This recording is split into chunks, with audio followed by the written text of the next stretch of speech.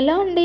బీరకాయతో ఎప్పుడు వండుకునేలా కాకుండా ఇవాళ బీరకాయ పప్పు చాలా రుచిగా ఎలా చేసుకోవాలనేది ఈ వీడియోలో నేను క్లియర్గా చేసి చూపిస్తాను. చాలా టేస్టీగా ఉంటుంది.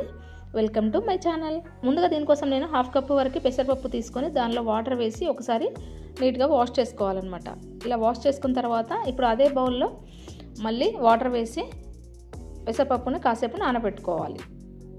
నెక్స్ట్ ఇప్పుడు ఒక బీరకాయని తీసుకొని ఇలా పీల్ ఆఫ్ చేసుకుంటున్నాను. మరి పీల్ ఎక్కువగా తీయాల్సిన అవసరం కూడా లేదు. ఇలా ఎడ్జెస్ అంతా కూడా కట్ చేసి బీరకాయను నీట్గా వాష్ చేసుకున్న తర్వాత ఇలా పీసెస్లా కట్ చేసుకోవాలి. మరి పెద్ద పీసెస్ కాకుండా మరి చిన్నగా కాకుండా మీడియంగా కట్ చేసుకుంటే సరిపోతుంది. ఇక్కడ దాదాపు ఈ బీరకాయ 200 గ్రామ్స్ వరకు ఉంటుంది. ఇవన్నీ కూడా ఇలా ముక్కలుగా కట్ చేసుకుని పక్కన పెట్టుకున్న తర్వాత ఇప్పుడు నెక్స్ట్ స్టవ్ వెలిగించుకొని ఒక ప్యాన్ పెట్టుకొని దానిలో 2 స్పూన్స్ వరకు ఆయిల్ వేసుకున్నాక 1/2 స్పూన్ జీలకర్ర, 1/2 స్పూన్ ఆవాలు, 2-3 పచ్చిమిర్చి వేసుకొని వాటి కొద్దిగా ఫ్రై చేసుకున్నాక ఒక మీడియం సైజ్ ఆనియన్ని ఇలా చిన్నగా కట్ చేసుకొని వాటిని కూడా ఫ్రై చేసుకున్న తర్వాత దానిలో అల్లం వెల్లుల్లి పేస్ట్, కొద్దిగా పసుపు కూడా వేసి అంతా కూడా ఒకసారి ఫ్రై చేసుకోవాలి. ఇలా ఫ్రై అయిన తర్వాత ఇప్పుడు దానిలో ఇంతకుముందు కట్ చేసి పెట్టుకున్న బీరకాయలు కూడా యాడ్ చేసుకొని వాటిని కూడా మంచిగా మిక్స్ చేసుకొని లిడ్ని పెట్టేసి కాసేపు మగ్గనివ్వాలి. చూసారుగా ఇప్పుడు బీరకాయలోకి కొద్దిగా వాటర్ వచ్చి కాస్త మగ్గిపోయాయి కదా. ఇలా కాస్త సాఫ్ట్గా అయిన తర్వాత కొద్దిగా కరివేపాకు కూడా వేసి మళ్ళీ ఒకసారి అంతా కలుపుకొని మళ్ళీ లిడ్ పెట్టేసి 2-3 మినిట్స్ మళ్ళీ కుక్ చేసుకోవాలి. ఇప్పుడు ఆల్మోస్ట్ బీరకాయ పూర్తిగా ఉడికిపోయిందనమాట.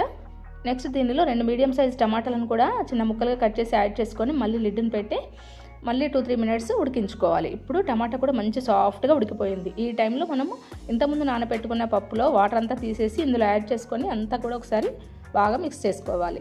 అది కొద్దిగా ఫ్రై అయిన తర్వాత ఇప్పుడు దానిలో టేస్ట్కి తగ్గట్టుగా సాల్ట్, 1.5 స్పూన్ వరకు కారం కూడా వేసుకొని అంతా కూడా బాగా కలుపుకోవాలి. ఇలా కలుపుకున్న తర్వాత మనం ఇప్పుడు కర్రీని కొద్దిగా కొత్తిమీర వేసి ఇలాగ డ్రైగా కూడా మనం తినవచ్చు. లేదు కొద్దిగా గ్రేవీలా కావాలి అనుకుంటే ఈ విధంగా కొద్దిగా వాటర్ యాడ్ చేసుకోవాలి.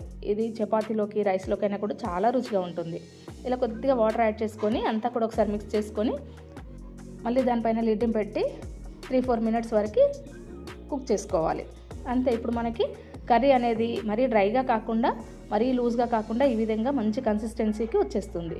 ఇది రైస్లోకి, చపాతీకి దేనిలోకైనా కూడా సూపర్ కాంబినేషన్గా ఉంటుంది.